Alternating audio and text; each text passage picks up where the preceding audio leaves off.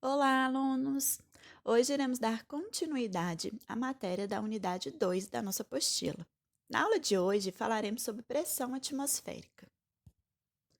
Pressão atmosférica é a junção de duas palavras, pressão mais atmosfera.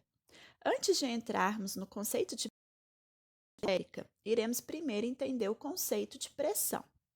Pressão tem a ver com uma determinada força que aplicamos em uma determinada área. Um exemplo é se pegarmos um lápis e apertarmos os dois lados com a mesma força, qual dos dois vocês acham que pode doer mais? A ponta, certo? Isso acontece porque a área da ponta, quando comparada à área do outro lado, é bem menor. Então a pressão está toda concentrada em uma área muito menor. Por isso você sentirá uma pressão muito maior do que o outro lado da ponta do lápis. A atmosfera, o conceito de atmosfera é que ela é a grande responsável pela vida aqui na Terra. Os gases que estão ao redor da Terra estão presos graças ao que a gente chama de gravidade. E esse tema a gente já estudou anteriormente.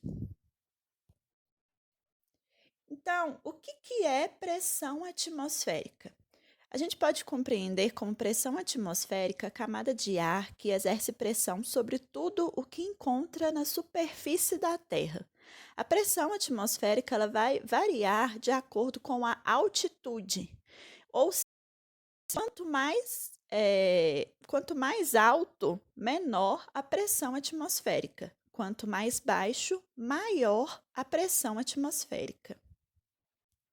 Agora iremos aprender sobre o barômetro. Barômetro é um instrumento que exerce a função de medir a pressão atmosférica. Ele foi inventado pelo físico e matemático Torricelli em 1643. Como funciona esse instrumento? O primeiro passo é que foi colocado um tubo de vidro de 1 metro de altura, fechado em uma das extremidades. O tubo ele foi cheio completamente por mercúrio. Depois, o Torricelli ele tapou com o dedo a extremidade aberta do tubo.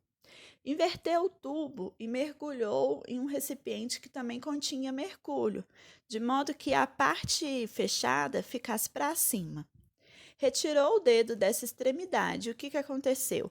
O mercúrio ali contido, ele não escoou completamente para o recipiente, mas ele se manteve dentro do tubo.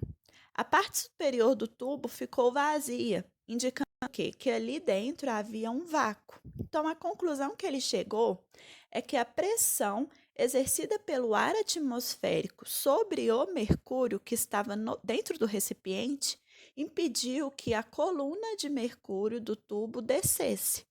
Com a experiência, como a experiência ela foi realizada ao nível do mar, chegou-se à conclusão de que a pressão atmosférica ao nível do mar equivalia àquela exercida por uma coluna de 76 centímetros de mercúrio. Então, o experimento de Torricelli tornou possível medir a pressão do ar em qualquer lugar. Vamos agora falar sobre os fatores que contribuem para a variação na pressão atmosférica. São dois fatores, a umidade do ar e a temperatura. A umidade do ar tem duas formas quando o ar está úmido ou quando o ar está seco. Quando o ar está úmido, ou seja, quando tem uma proporção razoável de vapor de água entre as suas moléculas, a pressão atmosférica ela é baixa, ou seja, tem uma probabilidade maior de chuva. Quando o ar é seco, ou seja, o vapor de água é pouco entre as moléculas, a pressão atmosférica vai ser alta. Então, é provável que não tenha chuva. Já em temperatura, quando a temperatura é alta, as partículas do ar se afastam uma das outras. O ar, então, ele vai ficar mais rarefeito, vai ficar menos denso e a pressão atmosférica vai ser menor. Quando a temperatura é baixa, as partículas que compõem o ar ficam mais próximas uma das outras. O ar vai ficar mais denso e a pressão atmosférica vai ser maior. Existem outros equipamentos utilizados para medir a pressão atmosférica. Tem o barômetro de coluna de mercúrio, que ele mede a pressão atmosférica com precisão. Ele é utilizado em laboratórios de pesquisa e em grandes estações de meteorologia. E a desvantagem desse instrumento é que ele é difícil de transportar. Temos também o barômetro aneroide. Esse barômetro é uma pequena cápsula de metal, hermeticamente fechada. Ela apresenta superfície ondulada e flexível. Nela se apoia uma haste ligada a um ponteiro. Quando a pressão externa ela diminui, a pressão interna fica maior e movimenta esse ponteiro. A desvantagem desse instrumento é que ele é menos preciso na medição da pressão atmosférica, mas ele tem a vantagem que ele é de esporte. E ele é usado muito a bordo de navios e também em estações meteorológicas.